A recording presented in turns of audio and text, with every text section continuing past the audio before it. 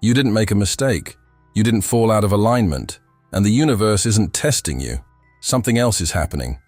Because when your inner frequency begins to shift, even subtly, reality doesn't always respond with immediate expansion. Sometimes it responds with reorganization, with pauses, with endings that feel unexpected, with spaces where certainty used to exist, and that can feel deeply unsettling. Plans that once felt solid start dissolving. People you thought would stay begin drifting away. Structures you relied on quietly lose their stability. It's natural to interpret this as failure, or misalignment, or even punishment. But what if none of that is true? What if what feels like chaos is actually recalibration? What if what feels like delay is precision? What if the version of you capable of holding what you've asked for is still stabilizing, emotionally, neurologically, vibrationally? Because the quantum field doesn't operate through reward or punishment. It responds to coherence. It reflects your dominant signal, not your wishes, not your affirmations, not your effort, but the emotional and energetic baseline you consistently embody. And when that baseline begins to change, your external reality often reorganizes before it expands. That reorganization can feel uncomfortable, sometimes lonely, sometimes confusing. But discomfort doesn't necessarily mean something is wrong. Often it means something new is integrating. So if things feel uncertain right now, if the path ahead feels quieter than expected, if parts of your life seem to be dissolving without clear explanation, this conversation is for you. Because today, we're going to explore something rarely explained clearly.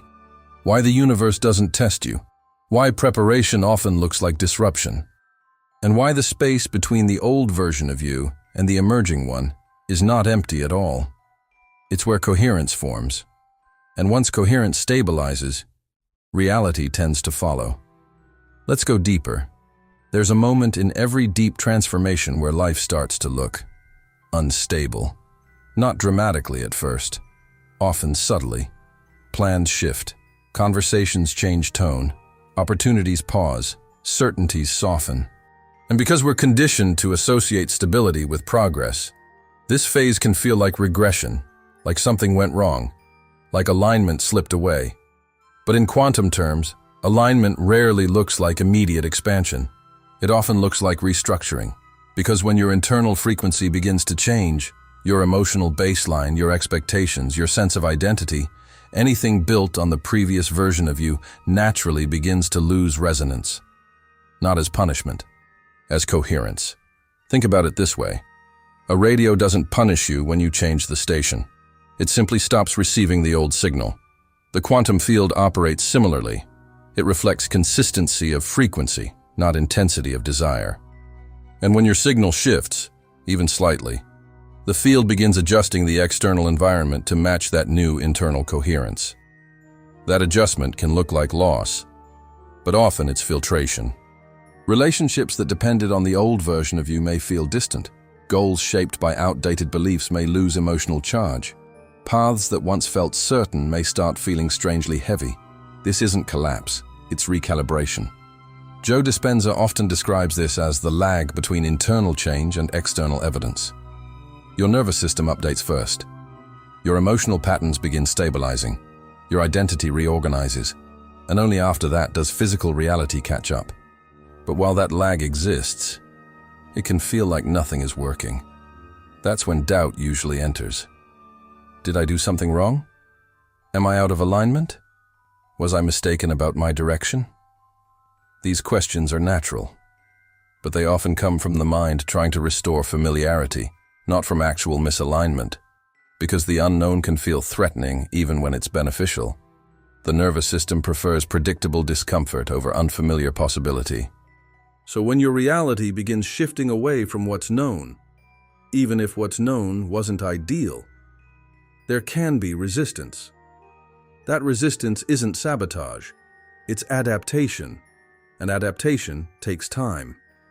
This phase, where old structures loosen before new ones fully form, is rarely discussed honestly in manifestation conversations. Most people talk about visualization, intention, attraction, but very few talk about dissolution. Yet dissolution is often the first visible sign that alignment is happening, because expansion without recalibration usually collapses later. Preparation prevents that. So if things feel uncertain right now, if parts of your life seem to be reorganizing without clear explanation, instead of asking, "Why is this falling apart?" a more useful question might be, "What is being recalibrated so something more coherent can emerge?" Because sometimes what leaves isn't failure, it's clearance. And clearance is often the quiet beginning of alignment. One of the most disorienting aspects of personal expansion isn't what changes outside you. It's what begins changing inside. Because when your frequency shifts, it's rarely just circumstances that adjust. Your sense of identity starts recalibrating too, and identity is deeply emotional. It's built from memories, coping strategies, beliefs about safety, worth, control, belonging. Some of those patterns helped you survive earlier phases of life. They weren't mistakes, they were adaptations. But what helps you survive doesn't always help you expand. And this is where many people feel the greatest discomfort. Not because something is wrong, but because something familiar is loosening. You may notice reactions you used to have don't arise the same way. Situations that once triggered urgency now feel neutral. Goals that once defined you may suddenly feel less compelling. That can feel confusing, because the mind likes continuity. It likes knowing who it is. So when identity begins shifting, there can be a strange in-between phase.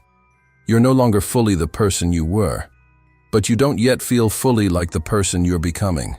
That space can feel like suspension, not stuck, suspended. And suspension is uncomfortable because old coping mechanisms don't function there. Control feels heavier. Forcing outcomes feels exhausting. External validation loses some of its power. At the same time, the new identity, the one stabilizing, isn't fully embodied yet, so there's uncertainty. This is often when people try to revert, not consciously, but emotionally. They may return to familiar dynamics, familiar stress patterns, familiar self-talk, not because they want regression, but because familiarity feels safer than transition. Yet transition is precisely what growth requires, and the part of you that resists isn't your enemy. It's a protective system that learns stability through predictability. It doesn't trust the unknown immediately. That's normal. Your nervous system needs time to recognize that expansion isn't danger. That trust develops gradually, through repeated experiences of internal safety, not external control. And this is key. Preparation for a new reality often happens at the identity level, before anything visible changes externally. Because if identity doesn't stabilize first, external change can feel overwhelming instead of supportive. Think about receiving something meaningful, a new opportunity, relationship, level of responsibility, or creative expression. If internally you still associate expansion with risk, loss, or instability, you may unconsciously resist it, even while consciously desiring it. So the field doesn't rush, not out of delay, out of precision. It allows identity to reorganize first. That reorganization includes emotional recalibration, learning to tolerate uncertainty without panic, learning to experience stillness without interpreting it as stagnation, learning to trust internal signals instead of only external confirmation. These shifts are subtle, often invisible to others, but they're foundational, because manifestation, in the deeper sense, isn't just about attracting circumstances.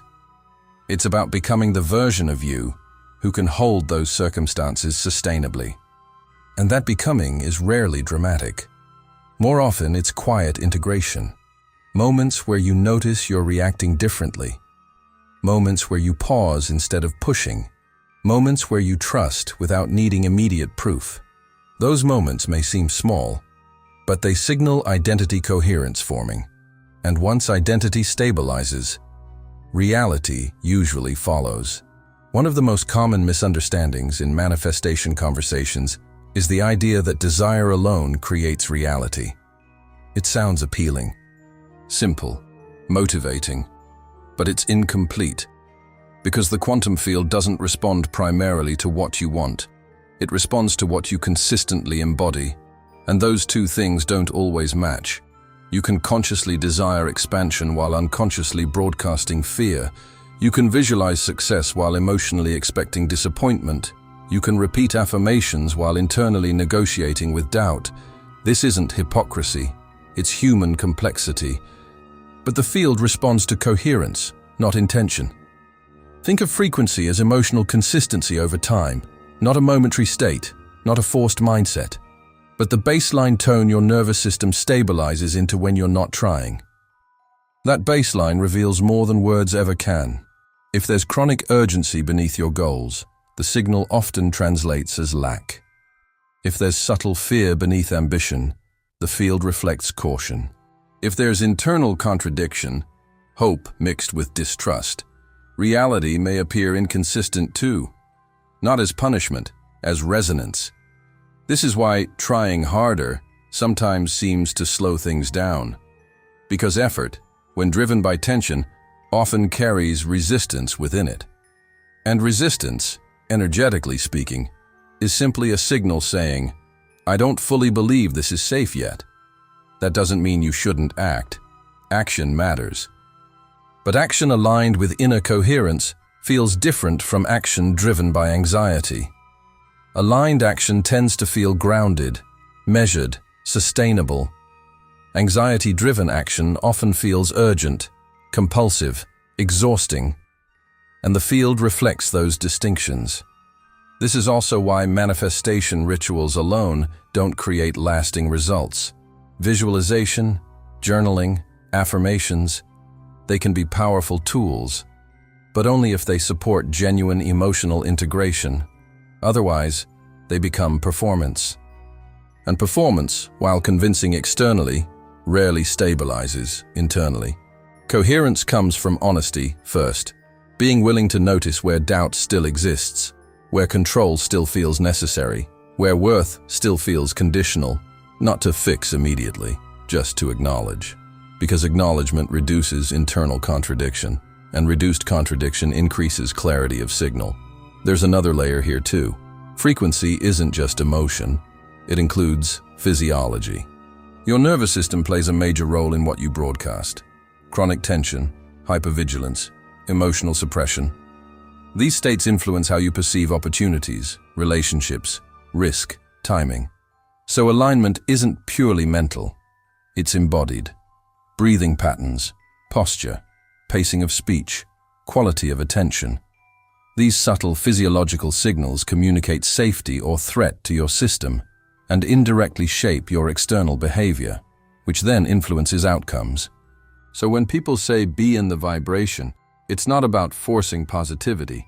It's about cultivating internal conditions where trust, openness, and groundedness become natural rather than performed. And that takes time, especially if your system has been conditioned toward vigilance or control. But here's the encouraging part. Even small increases in coherence create noticeable shifts over time. Not always dramatic, often gradual, more clarity in decisions, less emotional reactivity. Greater tolerance for uncertainty. A sense of internal steadiness that doesn't depend on immediate results. From that steadiness, action becomes cleaner. Communication becomes clearer. Boundaries become easier. And the field, through people, circumstances, timing, tends to reflect that clarity back. So instead of asking, how do I make this happen faster? A more supportive question might be, what emotional baseline am I stabilizing into lately? Because when frequency stabilizes, results usually organize around it. There's a phase in every meaningful transformation that feels unusually quiet. Not peaceful exactly, but quieter than expected. After effort, after intention, after emotional shifts, silence, no clear signs, no obvious movement, just a sense of suspension. And this is where many people become uncomfortable, because we've been conditioned to associate visible progress with reassurance. Movement equals safety. Evidence equals validation. So when evidence pauses, doubt tends to rise. But in quantum terms, pauses aren't necessarily delays. Often, they're stabilization phases. Think about physical training for a moment. Muscles don't grow while you're lifting weights. Growth happens during recovery, when the system integrates stress, repairs tissue, recalibrates capacity. Internal transformation follows a similar pattern. When your emotional baseline shifts, when identity reorganizes, when your nervous system starts interpreting reality differently, there's usually a period where external change hasn't caught up yet. That lag can feel uncomfortable, but it's functional. Because without stabilization, rapid external change can overwhelm internal coherence, and overwhelm often leads to regression. So the field, if we use that language, doesn't rush. It allows integration. Neville Goddard described this phase as the Sabbath, a period of rest after assuming the feeling of the wish fulfilled but before physical manifestation appears. Not inactivity, integration, not emptiness, potential organizing. And potential rarely looks dramatic from the outside. This phase can include moments of stillness where you're not sure what to do next, reduced urgency around goals that once felt pressing, a subtle emotional neutrality replacing intense highs and lows. That neutrality can be misinterpreted as loss of motivation, but often it's increased regulation. Your system learning, it's safe not to rush. It's safe not to control every variable. It's safe to exist without constant striving. That learning matters, because manifestation driven by chronic urgency tends to be unstable. It burns energy quickly, then collapses. Coherence, on the other hand, is sustainable. It doesn't depend on adrenaline. It doesn't require constant proof. It allows space, and space is essential for creativity, intuition, timing. Another important aspect of this pause, it reveals your relationship with uncertainty. Can you remain grounded without immediate confirmation? Can you tolerate ambiguity without constructing worst-case narratives? Can you maintain internal stability while outcomes remain undefined? These capacities strengthen during quiet phases, not through effort, through presence, breathing without rushing conclusions, observing thoughts without believing all of them, allowing time to pass without filling every gap with action. That may sound simple, but in a culture that rewards constant motion, it's actually sophisticated regulation. And regulation improves perception. When urgency decreases, you often notice opportunities you would have overlooked. Conversations feel clearer. Decisions feel less reactive. So the pause isn't absence of movement. It's subtler movement. Internal alignment, neurological recalibration, emotional integration. And once those stabilize, external momentum tends to resume, often with more ease than before. So if you're in a quiet phase right now, instead of assuming stagnation, consider the possibility of preparation. Because sometimes the most important progress happens where visibility is lowest. There's another phase that often accompanies deep internal alignment, and it's one many people misunderstand. Clearing, not punishment. Not loss for its own sake, but filtration.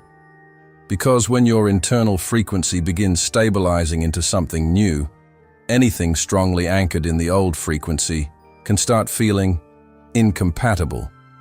Not necessarily wrong, just out of resonance. This can show up in different ways. Relationships that once felt effortless may require more energy. Roles you once identified with may feel restrictive. Goals that once motivated you might lose emotional charge. And that shift can feel unsettling, especially if those structures provided a sense of safety or identity.